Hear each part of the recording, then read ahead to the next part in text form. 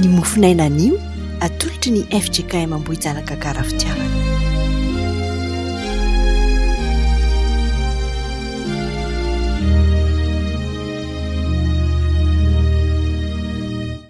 Anio alakamisy 4 marsa 2024. Miarabantsika mpanaraka ny page Facebook ny FJKM Ambohijanaka Karafitiavana. Natratra izao andro vaovao nomeny tompo izao indray. Ho aminareo rehetra anie ny fahasoavana sy ny fiadanana avy amin'Andriamanitra raintsika sy Jesosy Kristy Tompo. Amen. Mivavaka isika. Ry Andriamanitra rainay tsara indrindra, misaotra midera mankalaza anao zahay.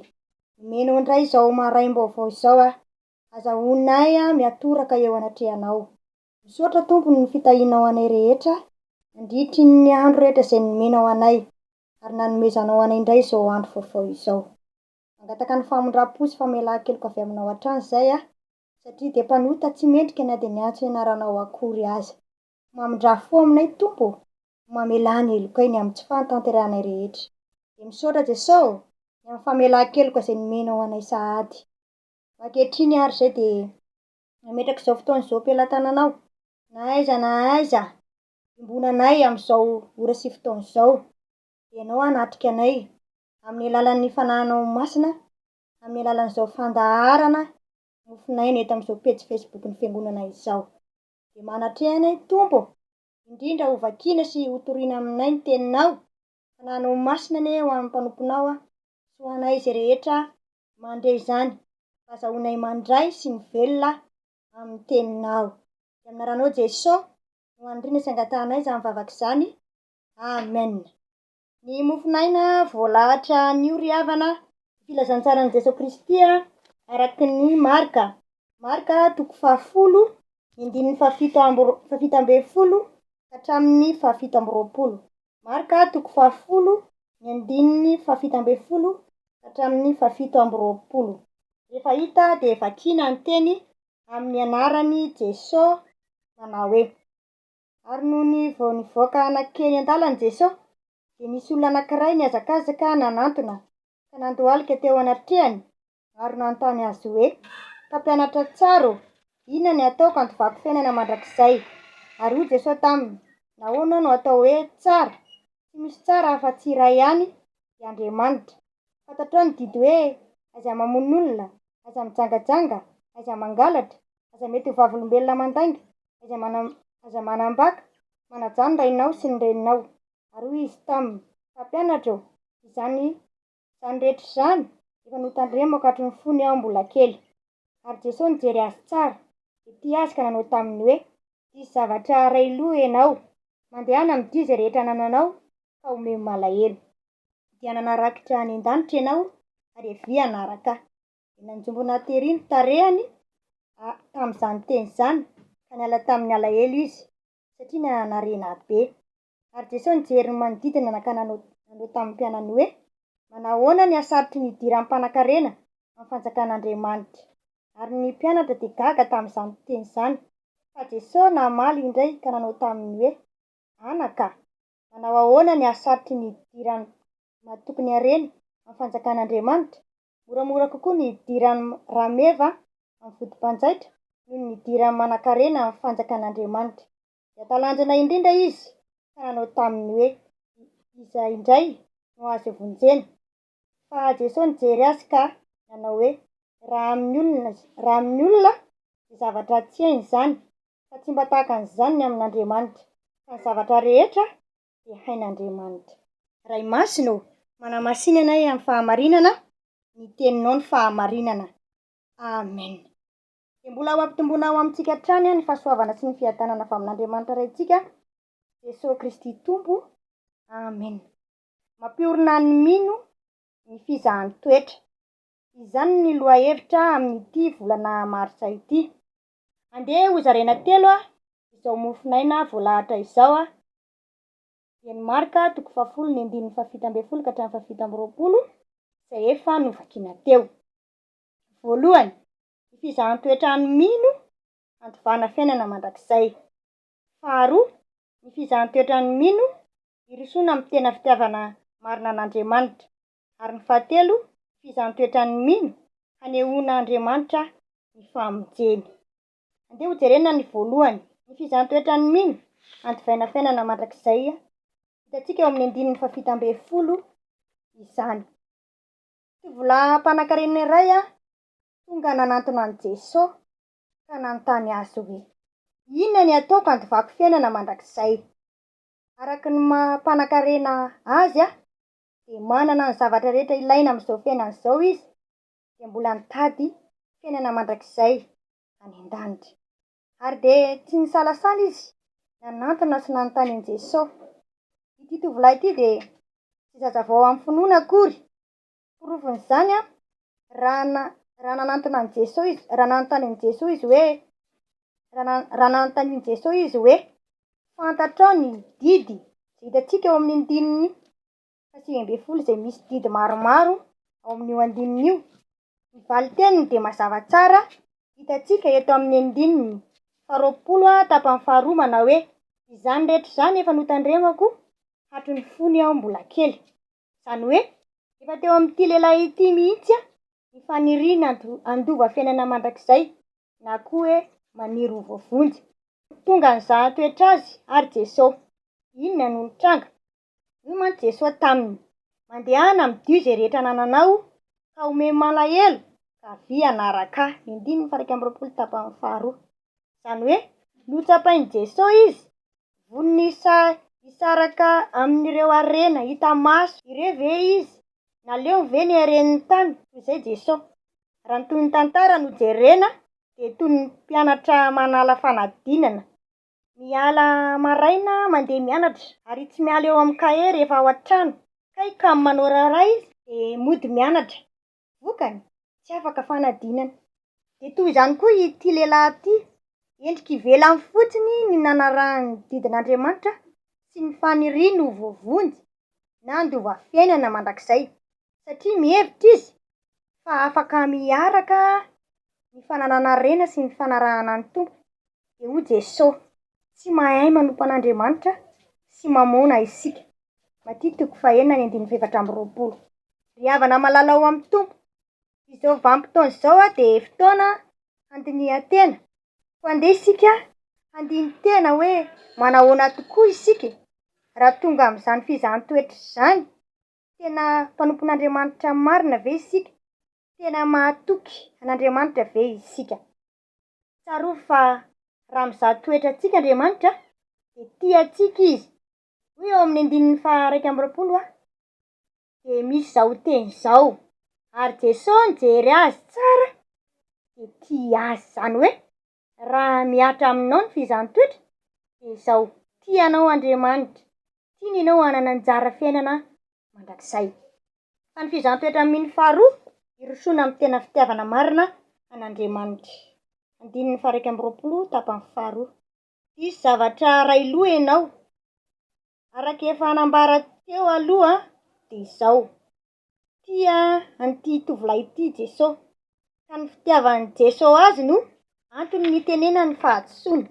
Inona ary ny fahadisoana na zavatra tsy ampy tamin'ity tovolahy ity? Tsy ampy ny fitiavany an'Andriamanitra sy ny fitiavany ny namana. Rehefa tonga tamin'ity tovolahy ity ny fizahantsoetra dia hita tokoa fa tsy tia an'Andriamanitra izy ary tsy tia ny namany. Eny, na dia nilaza aza izy fa hitandrina ny didin'Andriamanitra. Satria dia hita eto fa tiany kokoa ny hareny noho ny Jesosy. Tsy fony ho an'ny malahelo ny hareny. Ary dia nasehony tamin'ny fihetsika izany sy fitiavany an'Andriamanitra sy ny namany izany. Jereo ny andininy 2:20. Nanjombona ny tarehany, niala tamin'ny alahelo izy. Ry havana malala ao amin'ny tompo, ambara ombenombeny fa tiantsika ny tompo. Tsy ambara fotsiny efa nitanterahana izany fitiavany antsika izany. Koa manontany anao, apetraka aminao ary ny fanontaniana: moa ve tena tian'i Jesosy sika mihoatra noho ny fitiavana ny zavatra rehetra? Sa sao dia sanatria tahaka ity lehilahy mitandrina ny didin'Andriamanitra nefa tsy manana ny fitiavana an'Andriamanitra akory? Tsarovy fa ny tena mino marina dia tsy maintsy mandalo izany fizahantsoetra izany, satria dia ny fizahantsoetra no entin'Andriamanitra andrafetana ny tena fitiavany mino azy. Jereto Joba, rehefa ny zan'Andriamanitra toetra dia vao mainka nifikitra tamin'Andriamanitra satria tian'Andriamanitra, ary dia nitombo izany fitiavany izany noho ny fizan-toetra natao taminy. Fa ny fahatelo, ny fizan-toetra mino fahatelo, maneho anehoan'Andriamanitra ny famonjeny. Anehoan'Andriamanitra ny famonjeny. Ny andininy 720 tapany farany, fa ny zavatra rehetra dia hain'Andriamanitra. Rehefa avy niresaka tamin'ity tovolahy ity Jesosy, dia nanambara tamin'ny mpianatra ny asarotry ny idira amin'ny mpanan-karena amin'ny fanjakan'Andriamanitra. Tsy ny manam-bola ihany ny tiana resahana, fa izay rehetra manome lanja ny zavatra amin'izao fiainana izao ho ambony kokoa no Andriamanitra. Dia hoy ny mpianatra tamin'i Jesosy hoe izay indray no azo hovonjena. Indininy 20 tapany faharoa. Dia hoy Jesosy hoe fa ny zavatra rehetra dia hain'Andriamanitra. Ka raha mandalo fizan-toetra ny mino dia lalana iray anehoan'Andriamanitra ny famonjena azy izany. Hainy ny mamadika heverintsika fa tsy misy azo atao intsony, fa ny anjarantsika dia manaiky ny fitantanany sy ny fitondrany. Ry havana malala ao amin'ny Tompo, tsy ho ela isika dia akalaza ny herinandro masina izay nitondran'i Jesosy Kristy fahoriana faratapony, ary indrindra koa nitondran'ny famonjena faratapony ho antsika dia ny Paska. Koa raha mandalo fizan-toetra isika dia aoka ho tsapantsika fa misy famonjena ho antsika avy amin'Andriamanitra.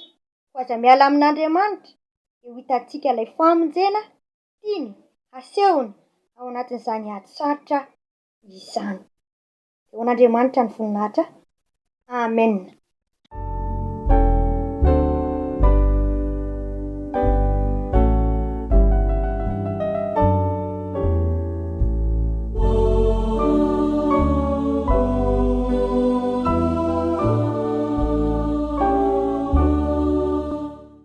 Ivavaka isika.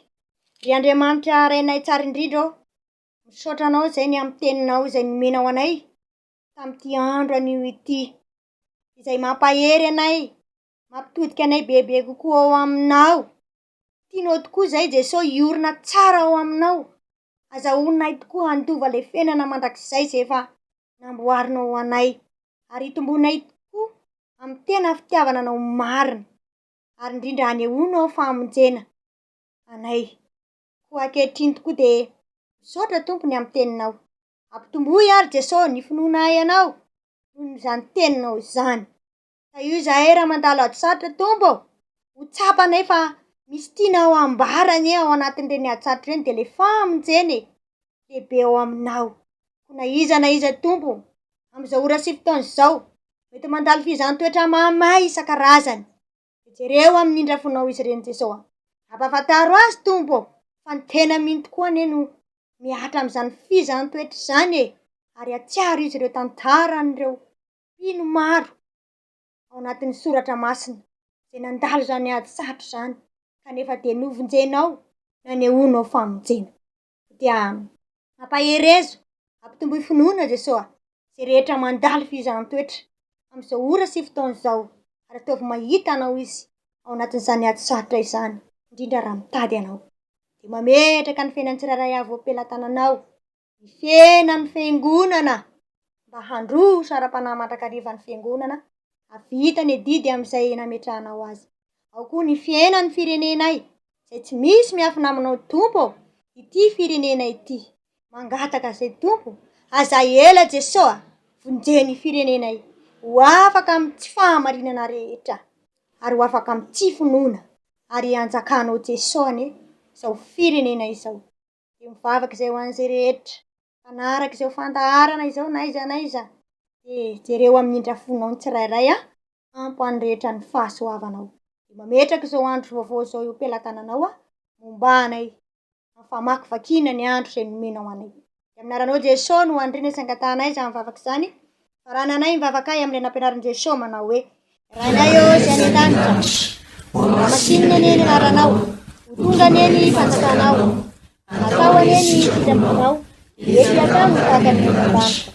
Eo anay anio ianona tavanay, mamelana eritahiny.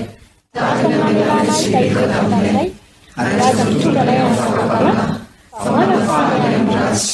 Aminao sakatana ny hery, ary voninahitra mandrakizay. Amen. Dia misaotra an'Andriamanitra tsika rehefa nanatanteraka izao fotoana anio izao indray, ko dia marana ny fotoana isika dia andray ny tso-drano. Vavaka isika. Tokoa dia misaotra betsaka ny amin'ny fotoana izay nimbonanay tamin'ny alalan'izao pejy Facebook ny fiangonana izao. Dia ianao anie Jesao omba ny teninao izay nambara tao anatin'izany fotoana izany mba hitombony ny tsiraray finoana sy fahatokisana hatrany. Ary dia hitoetra aminay mandrakariva ny fiadananao. Amarino aminay ary Jesao ny tso-drano izay tononona aminaranao manao hoe: ny fiadanan'Andriamanitra izay mihoatra ny fahalalana rehetra hiaro ny fonareo sy ny hevitrareo amin'ny fahalalana sy ny fitiavana an'Andriamanitra sy Jesao Kristy zanany tombontsika. Amen. Eo an'Andriamanitra irery ny voninahitra, amin'ny anarany Ray sy ny Zanaka ary ny Fanahy Masina. Amen.